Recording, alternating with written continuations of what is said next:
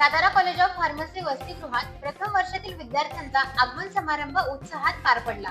विविध मान्यवरांच्या मार्गदर्शनाने विद्यार्थीही सुखावले. गौरीशंकर एज्युकेशन सोसायटीच्या सातारा कॉलेज ऑफ फार्मसी मधील मुलांच्या वसतिगृहात प्रथम वर्षातील विद्यार्थ्यांचा आगमन सोहळा उत्साहात पार पडला. यावेळी मान्यवरांनी केलेल्या मार्गदर्शनपर भाषणामुळे विद्यार्थीही सुखावले. या कार्यक्रमात प्रमुख पाहुणे म्हणून नेत्रचिकित्सक डॉक्टर अरुणाताई बर्गे, अध्यक्ष म्हणून गौरीशंकर एज्युकेशन सोसायटीचे संचालक डॉक्टर अनिरुद्ध जगताप, गौरीशंकर एज्युकेशन सोसायटीचे स्वीय सहाय्यक म्हणून श्रीरंग काठेकर, प्राचार्य डॉक्टर NH अलुरकर, HJ काळे, सौ MV जाधव, कविवर्य सूरज महाडिक, VS शिंदे, प्रमुख वक्ते म्हणून ज्येष्ठ विचारवंत डॉक्टर श्रीधर साळुंके यांची प्रमुख उपस्थिती होती. यावेळी प्रास्ताविकपर भाषणात सूरज महाडिक म्हणाले, इतर संस्थांमधून मोठ्या पगाराची ऑफर असतानाही केवळ आणि केवळ या वसतिगृहातील मुलांनी लावलेल्या प्रेमामुळे मी इथे राहिलो. इथेच समजले की पैशाची किंमत होते, मात्र प्रेमाची किंमत होत नाही. जीवनामध्ये आध्यात्मिक गुरुचे स्थान असणे अत्यंत गरजेचे आहे. त्यांच्याद्वारेच आपल्याला जीवनाचे सार समजते. यावेळी बोलताना अरुणाताई बर्गे म्हणाल्या, समाजसेवेचा वारसा आम्हाला पूर्वापार लाभला आहे. 2020 साली जेव्हा करोना संसर्गजन्य रोगाने जगात थैमान घातले होते, तेव्हा तो रोग कोरेगाव तालुक्यात पसरला होता. मात्र आम्ही करोना रुग्णांच्या सेवेसाठी हॉस्पिटल उघडले. तिथे 28,800 रुग्णांवर मोफत व योग्य उपचार केले. त्याचा आम्हाला अभिमान आहे. या वसतिगृहावर सूरज महाडिक यांचे मायेच्या ममतेने लक्ष आहे. त्यांची प्रशंसा करावी तेवढी कमीच आहे, असंही त्या म्हणाल्या. डॉक्टर श्रीधर साळुंके म्हणाले, आपण या समाजाचे काहीतरी देणे लागतो. ही भावना मुलांना आपण सदोदित लक्षात ठेवली पाहिजे आणि भविष्यातही त्याचा अंगीकार केला पाहिजे. या संस्थेने तुम्हाला काय दिले, तसेच तुम्हाला कसे घडवले, हेही तुम्ही आयुष्यभर लक्षात ठेवणे गरजेचे आहे. यावेळी महाविद्यालयाच्या वसतिगृहातील प्रथम वर्षातील विद्यार्थ्यांचा सत्कारही मान्यवरांच्या हस्ते पार पडला. आभार सहाय्यक प्राध्यापिका सौ MV जाधव यांनी मानले.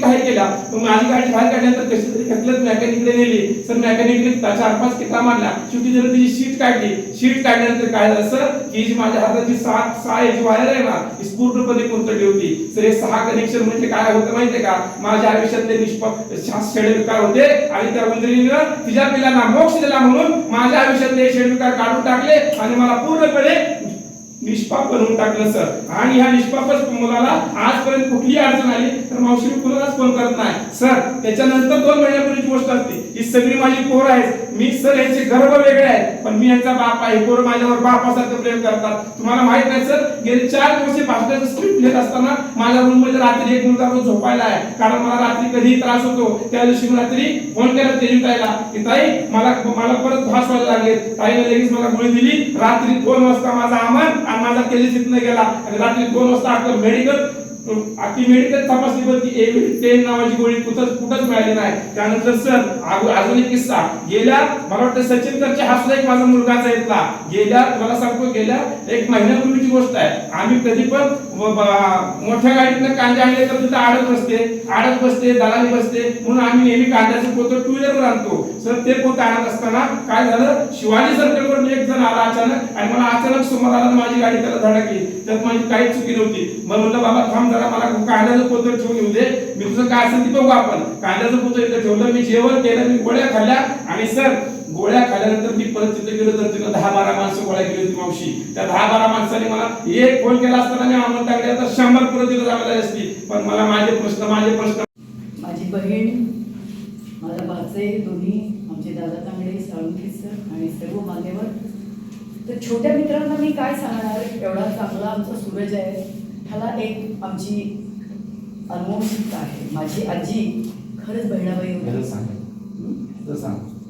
तुम्हाला सगळ्यांना एक सांगते बाळा, माझंही हॉस्टेल जीवन गेले पण एवढं छान कधीच नव्हतं. आमच्याकडे एक मुलगा यायचा सोपान म्हणून. माझं मेडिकल कॉलेज सोलापूरचं हॉस्टेल.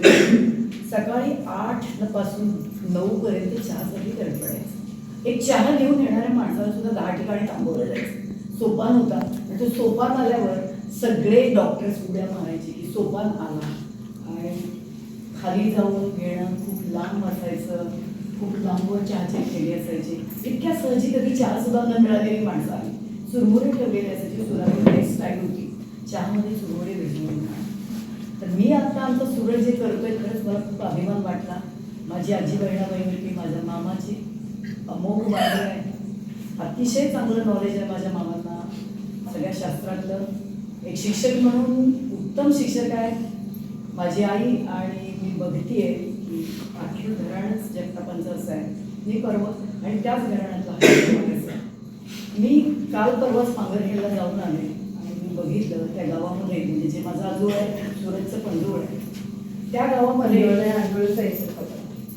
तर त्या गावामध्ये म्हणजे आदर्श वाटावी अशी लोक आहेत. छोटंसं 65 घरांचं गाव होतं, आता 100 घरांचं की 125 घरांचं गाव असेल.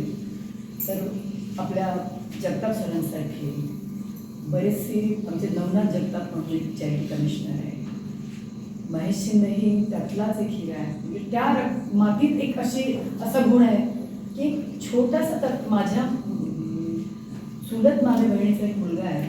परवा मला कळलं की त्याने असणारे आपण सर्व विद्यार्थी या कार्यक्रमाच्या निमित्तानं संगीतही आले.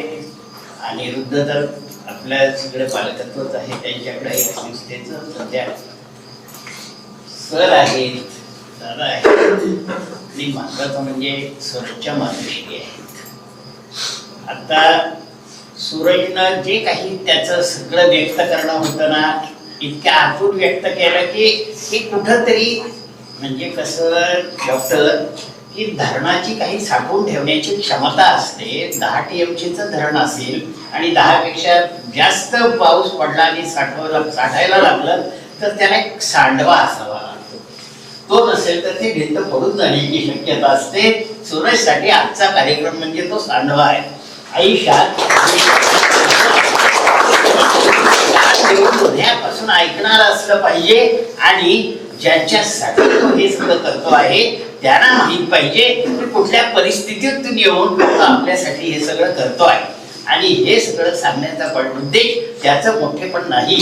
तुम्ही इथला घास खाऊन जे काही इथं शिकणार आहात ना, भविष्यात गेल्यानंतर जे कोणी सहवासात येतील त्यांच्या आयुष्यातील काहीतरी देण्याची क्षमता घेऊन या घासातून आपण मोठं झालं पाहिजे. हा संस्कार घेण्यासाठी त्याचं बोलणं होतं. खरं की खूप गोष्टी बोलता येण्यासारख्या आहेत, पण खरं सांगू या व्यासपीठावरची मंडळी आणि आपण सर्व विद्यार्थी मित्रांनो, त्याचा तो आध्यात्मिक गुरु वगैरे सांगू